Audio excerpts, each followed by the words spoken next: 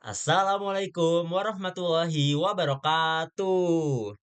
Halo Bu, jadi pada kesempatan kali ini kami dari kelompok 10 akan mempresentasikan materi tentang pelaporan hasil penelitian dan kegiatan.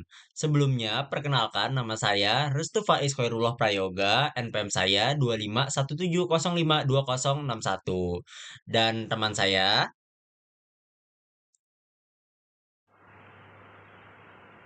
Saya dengan Nadine Ivana Tiolandra dengan NPM 2517052057. Halo, Assalamualaikum warahmatullahi wabarakatuh. Perkenalkan, nama saya Farah Fadila dengan NPM 2517052046.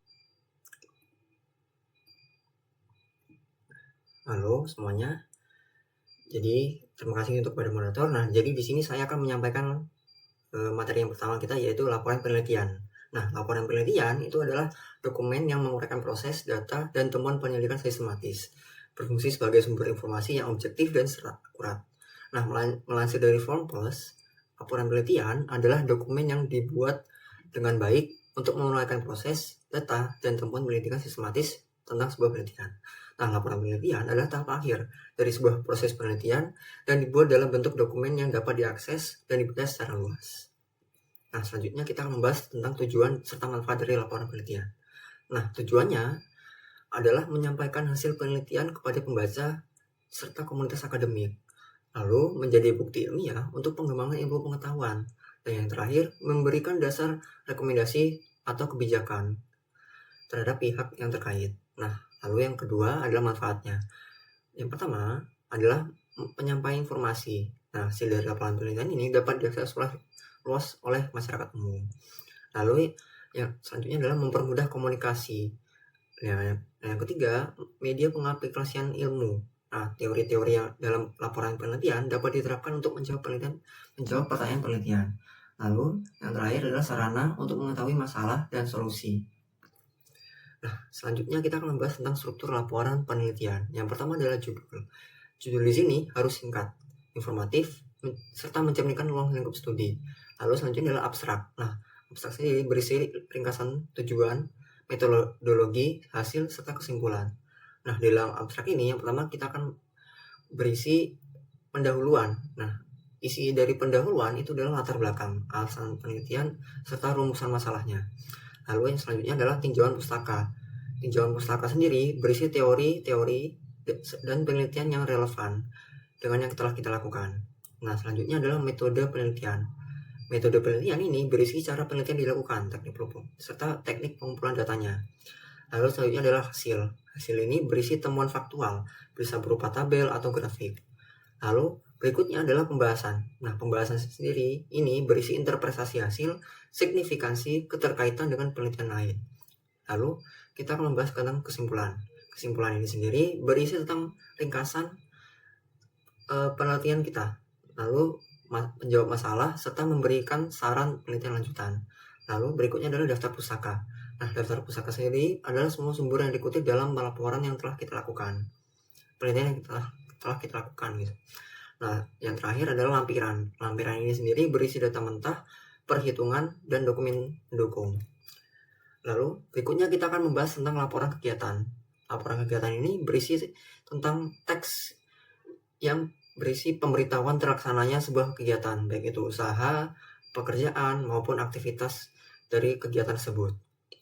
Nah, laporan kegiatan itu ditulis dengan bahasa yang baku, sistematis, dan sesuai kaidah agar mudah dipahami oleh pembaca.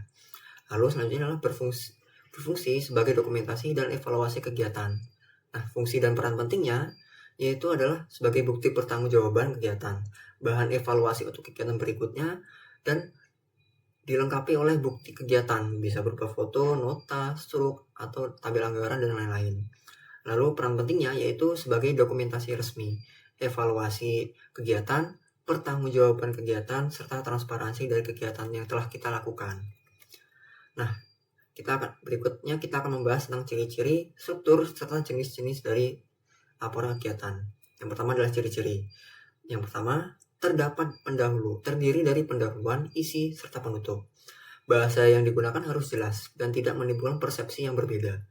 Penulisan yang digunakan mengikuti struktur yang urut, serta dilengkapi bukti kegiatan, foto, nota, struk, tabel anggaran, dan lain-lain. Nah, jenis-jenisnya diantaranya itu tertulis. Nah, tertulis sendiri itu biasanya dokumennya adalah teks yang berisi detail kegiatan, dilengkapi dokumentasi, bisa berupa foto ataupun video. Nah, selanjutnya adalah laporan kegiatan yang tidak tertulis. Biasanya kita akan melaporkannya secara lisan, secara langsung tatap muka dengan atasan kita. Nah, selanjutnya adalah struktur. Nah, struktur dari laporan kegiatan ini berisi pendahuluan yang pendahuluan tersebut sendiri isinya adalah latar belakang kegiatan, objek kegiatan, dan strategi pelaksanaan serta tujuan kegiatan. Berikutnya yaitu isi, yaitu jenis kegiatan, waktu, dan tempat. Pelaksanaan kegiatan, hambatan atau kesulitan yang kita alami selama kegiatan, serta hasil kegiatan. Dan yang terakhir adalah penutup, berisi kesimpulan dan saran, evaluasi atau perbaikan, laporan, foto, nota, bukti transaksi, atau tabel anggaran. Nah, mungkin begitu saja cukup dari saya tentang materi dari pertama ini. Saya kembalikan kepada moderator. Terima kasih.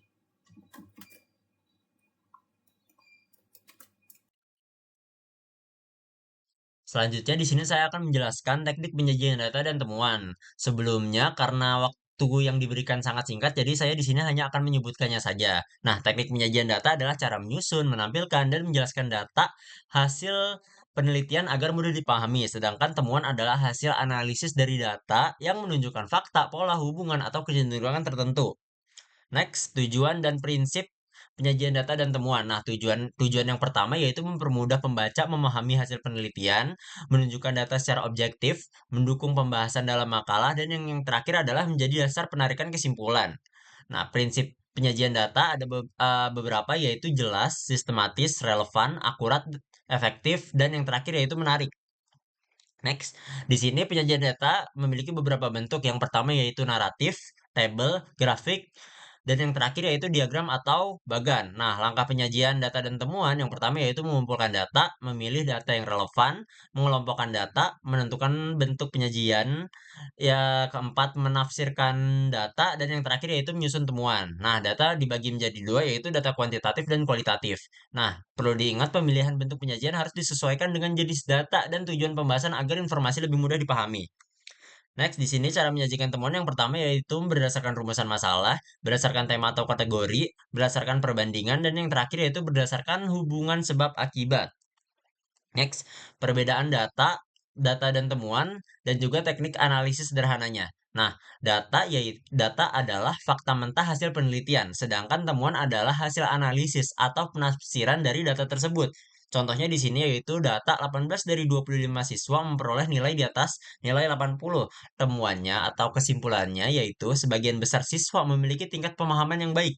Nah, teknik analisis sederhana untuk menemukan temuan yaitu ada beberapa. Yang pertama membandingkan data, menghitung persentase, mencari pola, dan yang terakhir adalah menghubungkan data dengan teori.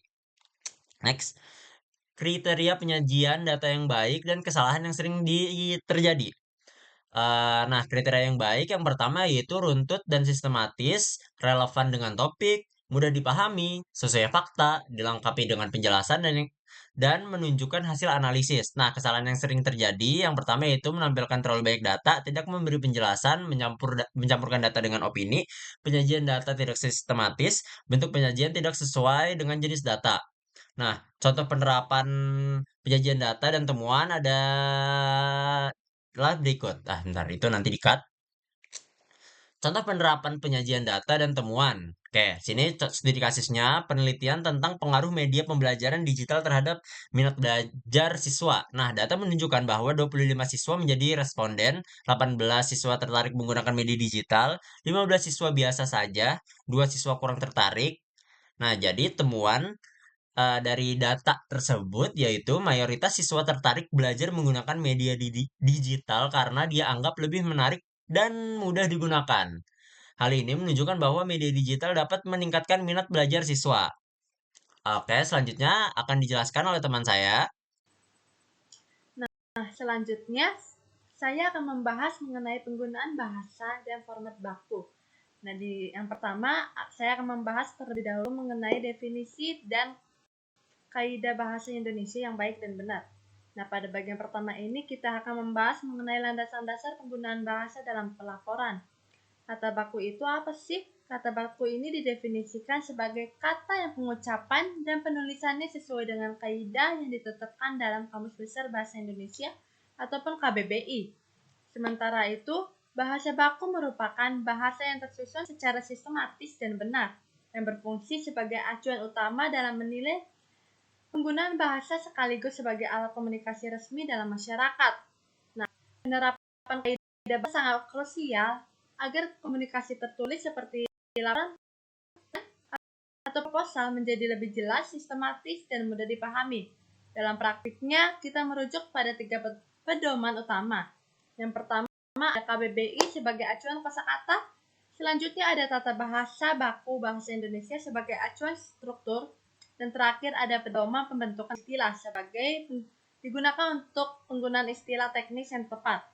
Nah, masuk ke slide selanjutnya, di mana saya akan membahas mengenai ciri dan pentingnya kaidah serta fungsi bahasa baku. Nah, di slide kedua ini, slide ketiga ini menjelaskan mengenai karakteristik dan peran bahasa baku dalam dokumen formal. Nah, ciri-ciri bahasa baku ini meliputi penggunaan bahasa yang benar, tidak terpengaruh dialek daerah ataupun bahasa asing, menggunakan ejaan resmi, bersifat objektif, serta konsisten dalam penggunaan istilah. Nah, apa kaidah ini penting dalam pelaporan hasil kegiatan? Yang pertama itu dikarenakan profesionalitas yang menunjukkan kredibilitas penulis. Selanjutnya kejelasan, mana kita menghindari kesalahpahaman interpretasi bagi pembaca. Terakhir ada kualitas ilmiah, di mana kita harus memastikan istilah laporan ini bersifat formal dan dapat dipertanggungjawabkan secara akademis.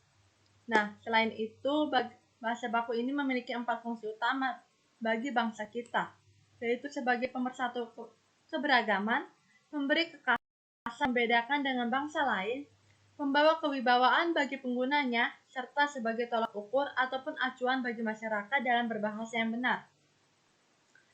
Terakhir ada pola penyusunan dan pembakuan bahasa serta jenis kesalahan umum.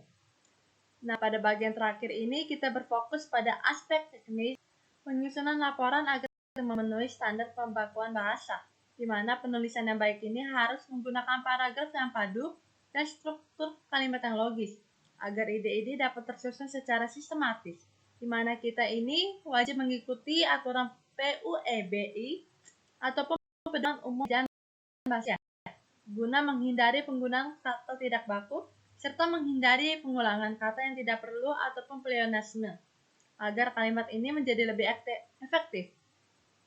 Nah, penting bagi kita untuk mewaspadai bahwa jenis kesalahan yang sering muncul seperti kesalahan adaptasi, contohnya ini penggunaan kata tidak resmi seperti ngajuin yang seharusnya ditulis mengajukan.